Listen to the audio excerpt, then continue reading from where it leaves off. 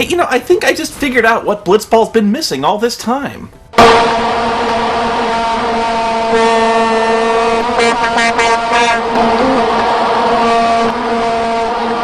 De zurda, Magó hizo una pequeña bicicleta contra Xavi, se frenó otra vez, va por afuera, por adentro, ahora con la derecha vino el centro, controla Zagal, la saca Sissoko al revés, gol de Ferdinand, patea Ferdinand, de zurda al arco, ¡qué golazo! ¡Gol! ¡Río! ¡Gol! El 5, porque es para él. ¡Gol!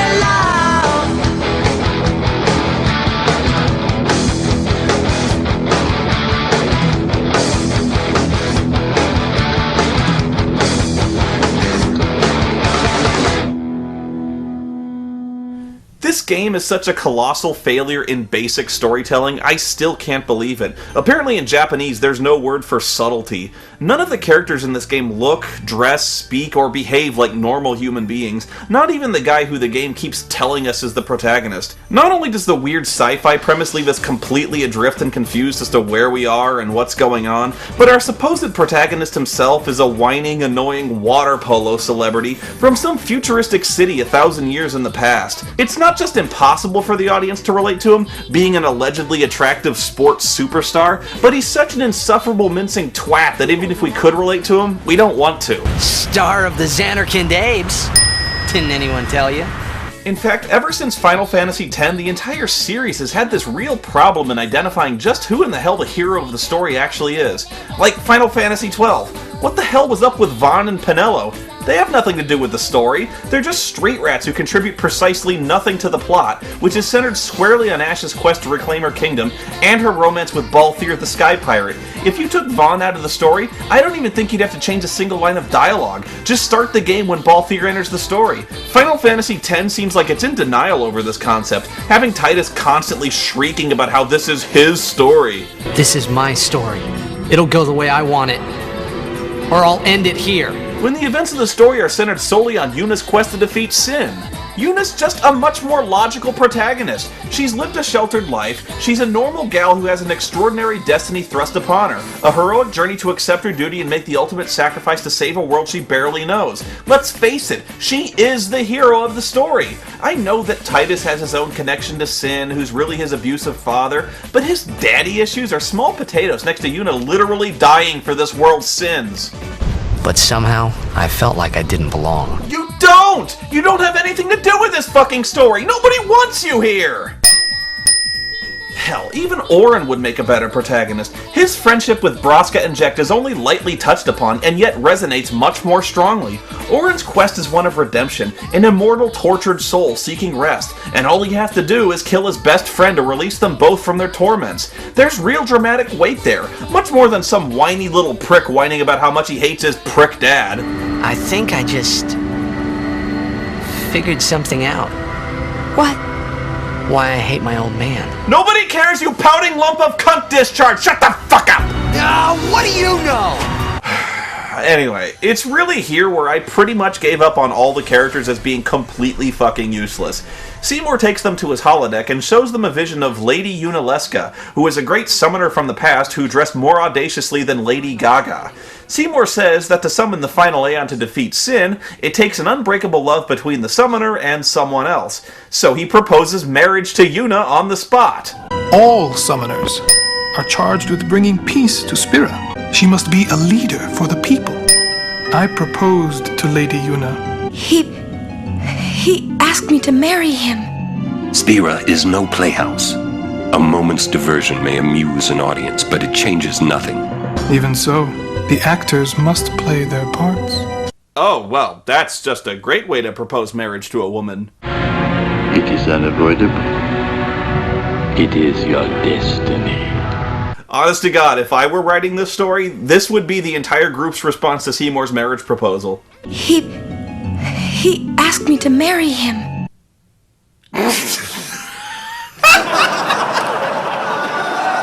Seymour?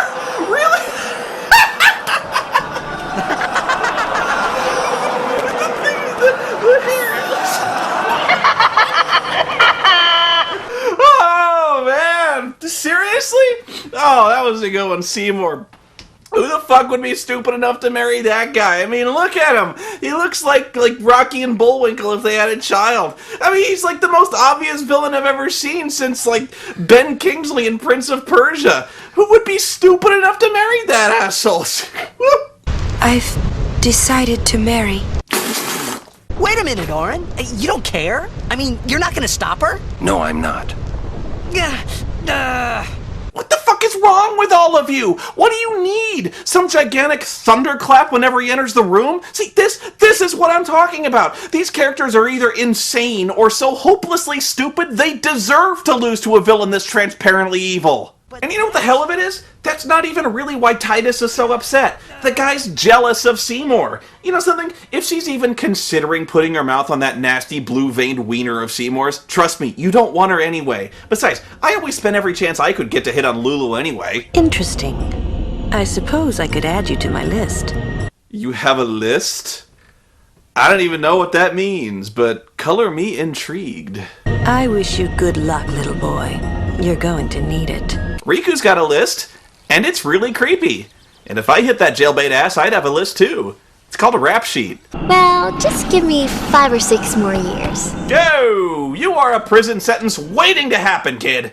Oh, I'm sorry. I skipped ahead and almost gave the impression that stuff was actually happening in this game. In reality, it takes Yuna about 4 hours of game time to come to her decision.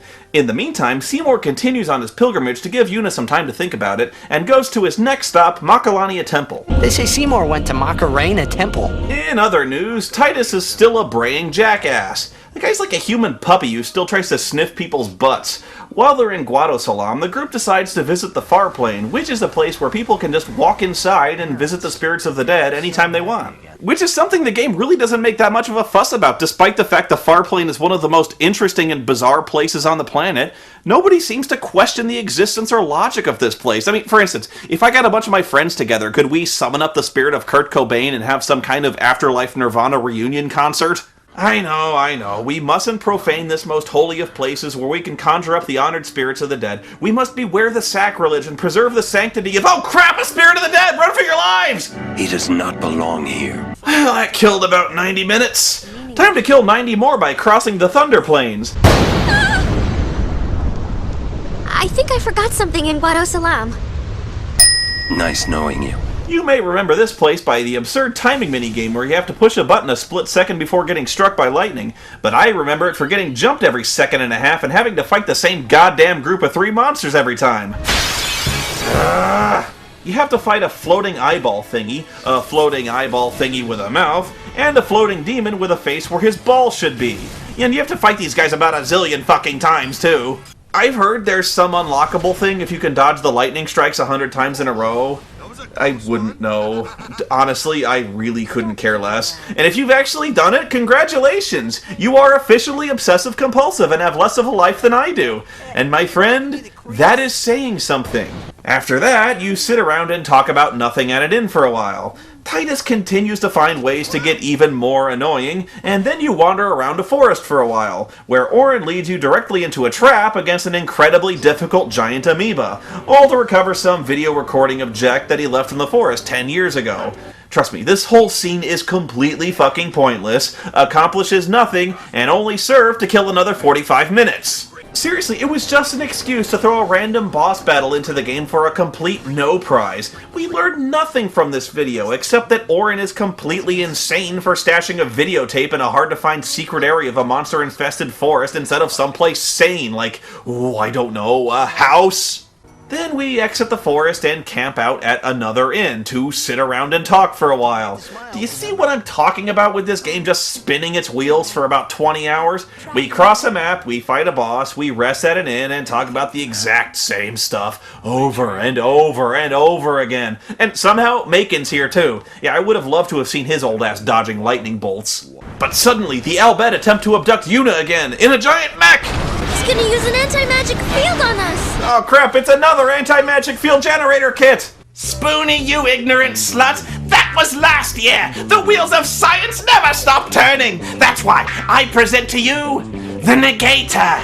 No longer restrict your anti-magic fields to your secret lair! The Negator has a 12-hour battery backup, so you can go on the offensive, and you don't need a dongly thing to stay shackled to a wall outlet. And it's rocket-powered! Not only is it cool, it takes it safely out of range of any ground-based weaponry. It's gunblade-proof, it's impossible to reach, and it's made of solid steel. What could anyone possibly throw up there that's gonna get through that?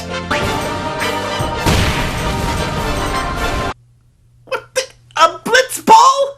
Who throws a blitzball? Come on! That's just dumb! Eventually, you make it to a temple high in the snow-covered mountains. You know, these guys really ought to dress warmer for going snowmobiling in the mountains. Yuna goes off to, pray with Seymour. In the meantime, the others do the sensible thing and start snooping through her stuff. A sphere in Lady Yuna's belongings. And it's a good thing they did, because that's where they find a sphere from Seymour's dad, Lord Jiskel. Help me, Obi-Wan Kenobi. You're my only hope. Jiskel explains that Seymour murdered him, and he must be stopped before he enslaves the entire world! If he is not stopped, he will surely bring destruction and chaos to Spira. Naturally, this comes as a complete shock to everyone. Wonderful. So finally, everyone gets a clue and decides to go beat up Seymour. But he's a maester! Please be silent. Lady Yuna prays to the faith. Make me!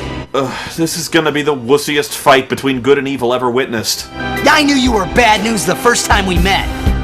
Oh, my sincerest apologies. Seymour! Seymour! This battle was frigging annoying. Seymour's got his two hairstylists behind him, constantly casting buff and healing spells, and every time you hit them, they drop an auto potion. They fight like such girls. Eventually, Seymour summons Dagon again, so Yuna returns, summoning her new mystery Aeon. But what could it be? What magics could Yuna have possibly unlocked in the depths of this icy temple of ice? What spirit— oh, it's Shiva. Yeah, what a shock. Thanks for keeping me in suspense, though. After a very long and annoying, tedious fight, Seymour eventually drops over dead, and the rest of the Guado arrive just in time to see what you've done. Seymour struck first, he's the bad guy. You did this? Yuna, send him. Or not. Either way's good. Oh, what is this shit? You know, if these guys had any brains at all, Titus and Orn would jump on his fucking corpse and chop it into pieces the size of croutons. Do you not know a recurring villain when you fucking see one? In another startling plot twist, the rest of the obviously evil-looking Guado all turn out to be evil, and they attack you too. But these Guado fight like Pokemon trainers, but the only thing they ever summon are the same evil scoops of ice cream you see everywhere else. Okay, well, except for the last one, which summons a deadly Wampa! Oh, we've already killed monsters the size of a 7-Eleven, but there's nothing more dangerous than the abominable snowman when he's got a berserk spell cast on him. The battle with the Wampa is so epic and devastating, it destroys the fragile ice sheet they're standing on, and then they plummet into the depths of the glacier to certain death! Praise be to Yevon. That's what I would have said, if I was a follower of Yevon. Yeah? So? Praise be to Hubbard! That's what I would have said if I were a complete ass clown! Look, that's the bottom of the temple. We've fallen a long way. Yeah, how did we survive that again? Now, if you thought Yuna was stupid before, just wait until she actually explains what in the hell she was thinking when she agreed to marry Seymour. I wanted to confront Maester Seymour about his father, Lord Jiskel. I wanted to convince him to turn himself in to Yevon's judgment. In exchange for marriage? Yes, if that's what it took. So, what did Seymour say? He didn't say anything. Now I don't even think it was worth it. No. I should have told you what I was going to do. Oh, you think? Enough! Whoa! You can't just hit me in the face with Lulu's titties like that. You could kill someone with those things. Hey, you gotta warn me first. We must go to Bevel. Then we will defy Yevon if we must. Count me out. We have to atone to make up for the sins we have committed. Is everyone other than Orin in this fucking game a complete jackhat with the brains of a sock drawer?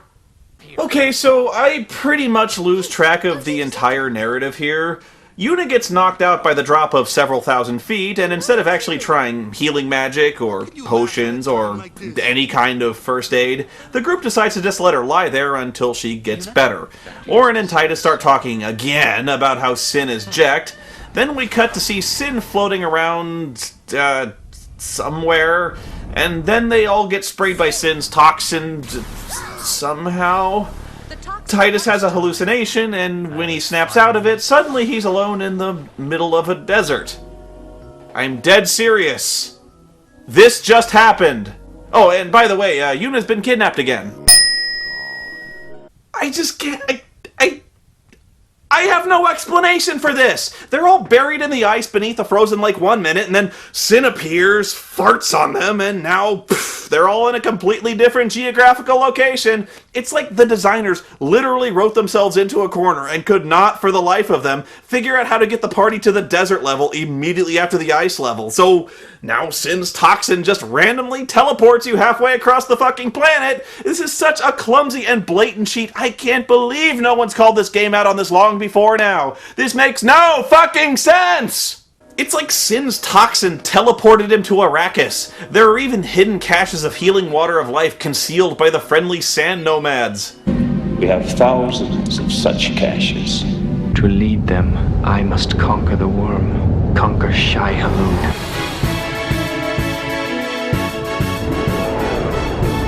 Usul has called a big one. Again, it is the legend.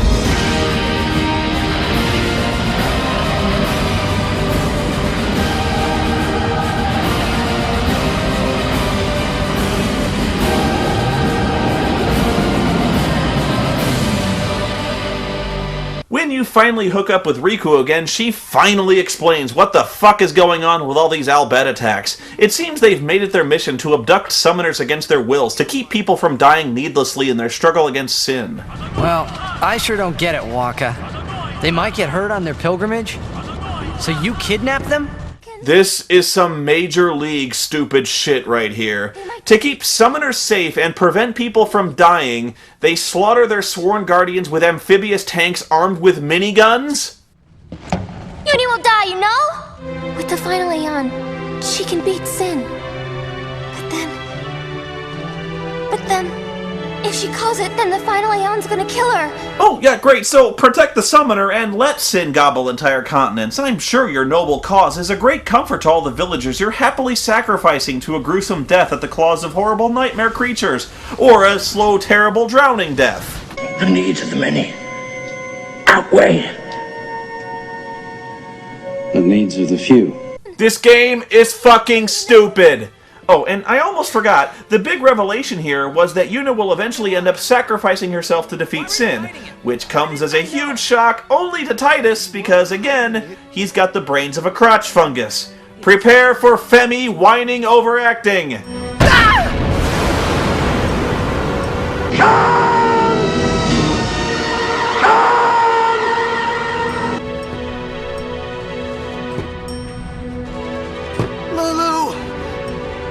How could you? How could you? Isn't she like a sister to you?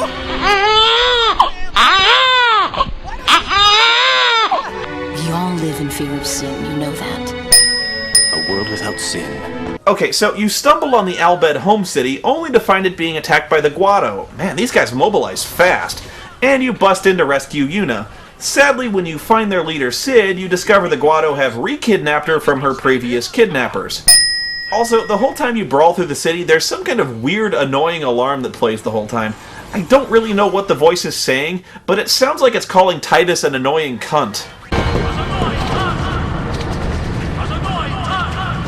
So you know where she is? Course not! That's why we're gonna look!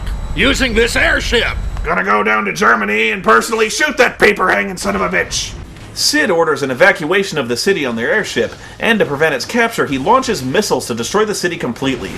The Al Bhed are completely devastated, heartbroken at the loss of their ancient home. Hey, look, don't get so down. Boom! Like happy festival fireworks, yeah? Happy?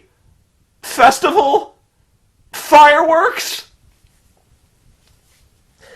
That could be the stupidest, most insensitive, idiot thing any character has ever said in any work of fiction. These people are watching their home, all of their belongings, everything they've ever known and loved burned to a cinder before their very eyes, and he's saying it's like happy festival fireworks. That's like trying to cheer people up after Hurricane Katrina by saying it's like a big giant water park. Okay, so they figure out that they've taken Yuna back to Bavel so she can marry Seymour. Wait, how do they know this? How are they seeing this? I'm serious, they're just pulling this video feed right out of their ass! Is this like Princess Diana's wedding? I thought the Church of Yevon didn't believe in this technology. Yuna must be trying to send him. I think if she tried doing her silly dance in front of him, he'd probably just have some of his people hit her with truncheons until she stopped. 'Cause Yuna's kind of a fucking idiot. There's so much about this scene that makes no sense, I don't even know where to start. First of all, the time frame of all these events is all over the place. Titus teleports from a frozen lake to a desert halfway across the world in a matter of seconds. Somehow, mere minutes later, the Albed learn of their arrival and kidnap Yuna.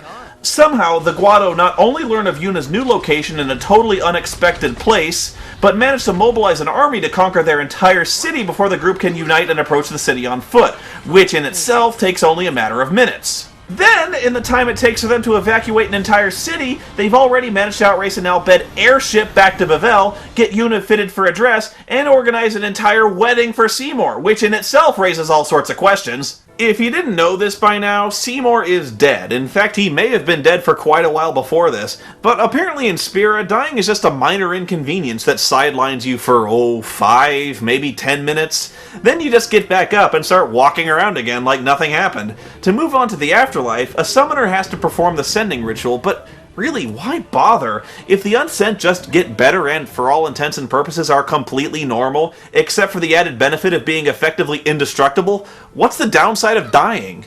Well, okay, I did think of a couple. One big one is you'd never manage to get rid of the douchebags of the world, and two, you'd have all these weird rapey dudes trying to have fucked up zombie sex with our living chicks.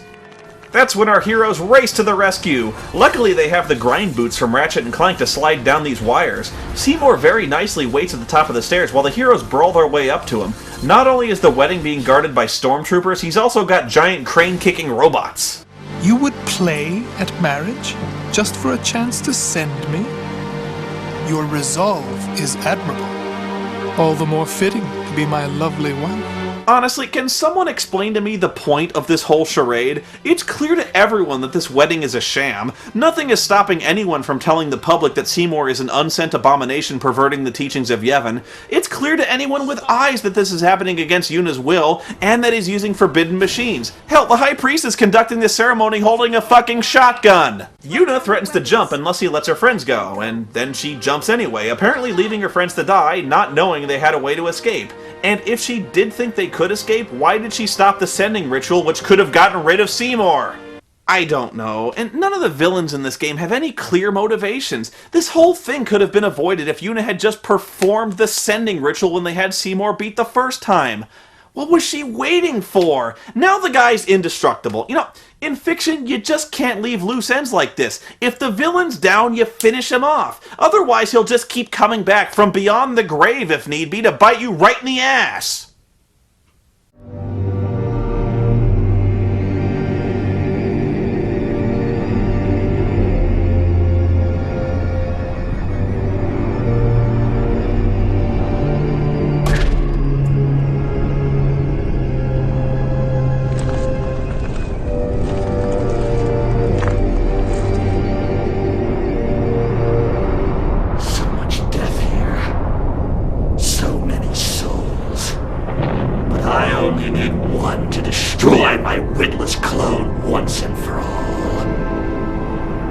Titus of Spira, rise.